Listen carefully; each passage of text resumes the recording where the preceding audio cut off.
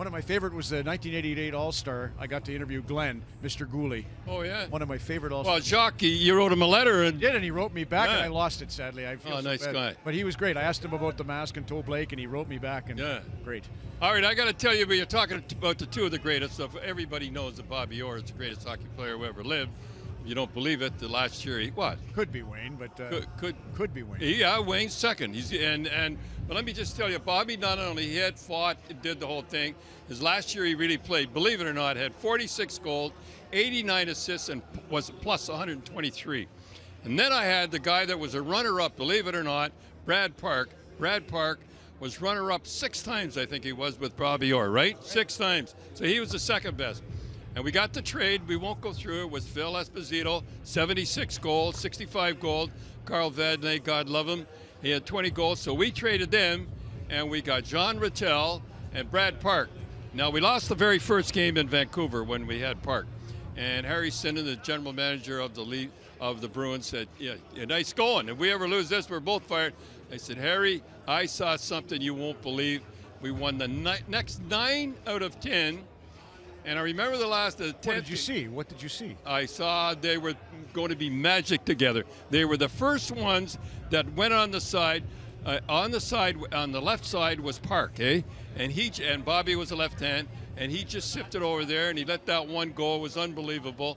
And I remember the very last game they played together.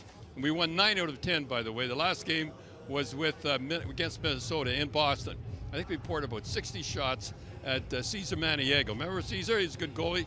And it's the first time in my life I ever saw a referee call a timeout and they got a standing ovation. Eh? Yeah, pretty good. Anyhow, so then the next game we played in New York. Bobby, we won 5-3. John Davison, our buddy, was in net for New York. And then he's walking down that tunnel. If anybody's ever been in Madison Square Garden, there's a tunnel, you get to the bus. I saw him limping, eh? And if anybody's had a bad knee, you know you can walk up, but you can't walk down. And that's what happened. He hurt his knee, believe it or not, walking down that tunnel. The next day we're flying to Chicago, and I went to get on the plane. They were carrying him off. His knee had locked. He had I don't know, it was shot anyhow, and he went to Chicago after that. But I had those two guys. If I had those two guys, there's no doubt we would have won the Stanley Cup. Well, a couple things spring to mind when you tell that story about Bobby being over on the right side. He was a left-hand shot, played right defense. Yeah.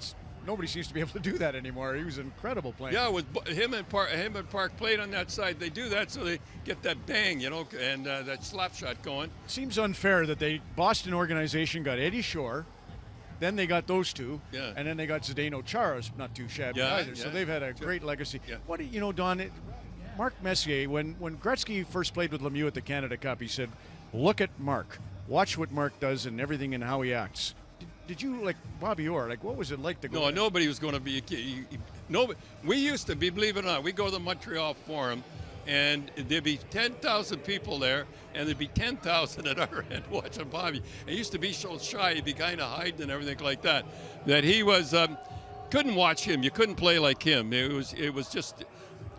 Larry Robinson said he was horrendous playing with Bobby because you didn't know what he was doing. You never knew what he was going to do.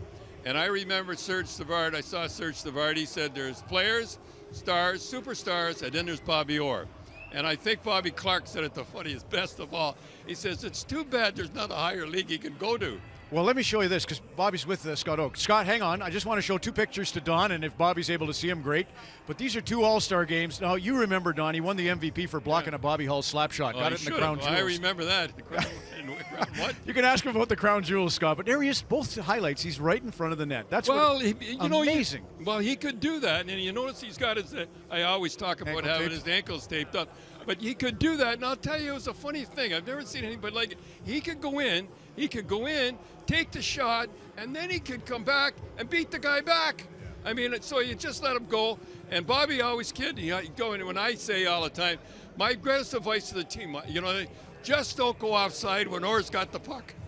That's a serious thing, by the way. He thinks it's funny, but I'll tell you one thing. Sorry, Bobby, to keep you waiting, but once Don starts talking about you, you know how it is.